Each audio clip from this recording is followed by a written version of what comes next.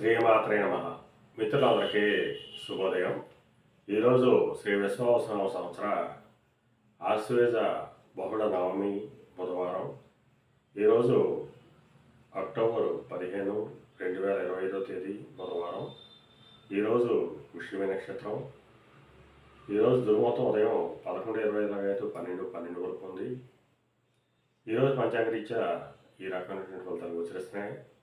అలాగే ఈరోజు నక్షత్రం అయినటువంటి పుష్యమి నక్షత్రం ఎవరికి తారావాలని కుదురుతుందో మనం పరిశీలించినట్లయితే అశ్విని, కృత్తిక, మృగశిర, పునర్వసు, ఆశ్లేష, మక, ఉత్తర, చిత్త, విశాఖ, జ్యేష్ఠ, మూల, ఉత్తరాషాఢ, ధనిష్ట, పూర్వభద్ర, రేవతి ఈ నక్షత్రంలో జన్మించినటువంటి మన మిత్రులందరికీ కూడా ఈరోజు నక్షత్రం అయినటువంటి పుష్యమి అనుకూలంగా ఉంటుంది. అందువలన ఇప్పుడు చెప్పుకున్నటువంటి నక్షత్ర జాతకులందరికీ ఈరోజు శుభకరంగా ఉండే అవకాశం ఉంది. అలాగే ఈరోజు రాశి ఫలం మనం పరిశీలించినట్లయితే మేష రాశిలో జన్మించిన వాళ్ళకి ఆకస్మిక ప్రయాణాలు చేయాల్సిన అవసరం ఉంటుంది. వృషభ రాశిలో జన్మించిన వాళ్ళకి పరాక్రమంతో ఆదాయాలు ఏర్పడతాయి. మిథున రాశిలో జన్మించిన వాళ్ళకి ధనాదాయం వృద్ధి చెందుతుంది. కర్కాటక రాశిలో జన్మించిన వాళ్ళకి ఆరోగ్యం చేకూరుతుంది. సింహరాశిలో జన్మించిన వాళ్ళకి అనారోగ్య సూచన, ధనవ్యయం కలుగుతుంది. కన్యారాశిలో జన్మించిన వాళ్ళకి చేసేటువంటి వ్యాపారాలు లాభసాటిగా సాగుతాయి.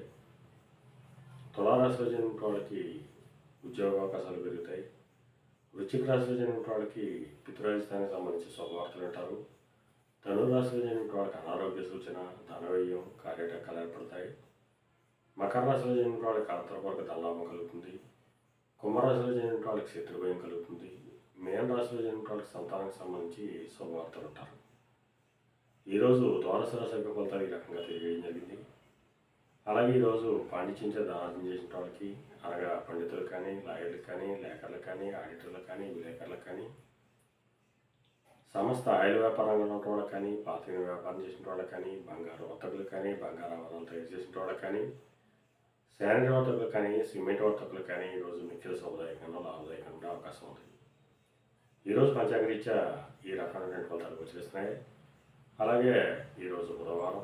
అందువలన అయ్యప్ప స్వామిని, మణికంఠ స్వామిని ఆరాధించిన, స్వామిని అభిషేకించిన సర్వశుభాలు కలుగుతాయని చెప్పి శాస్త్రీత్యా తెలియడం జరుగుతుంది. అలాగే మరలా రేపు శుభోదయం కార్యక్రమంలో మరిన్ని విషయాలు తెలుసుకుందాం. అంతవరకు మన మిత్రులందరికీ మరొకసారి శుభోదయం. ఇట్లు మీ పెద్దబాబు సిద్ధాంతి గోలాల మాట్లాడారు.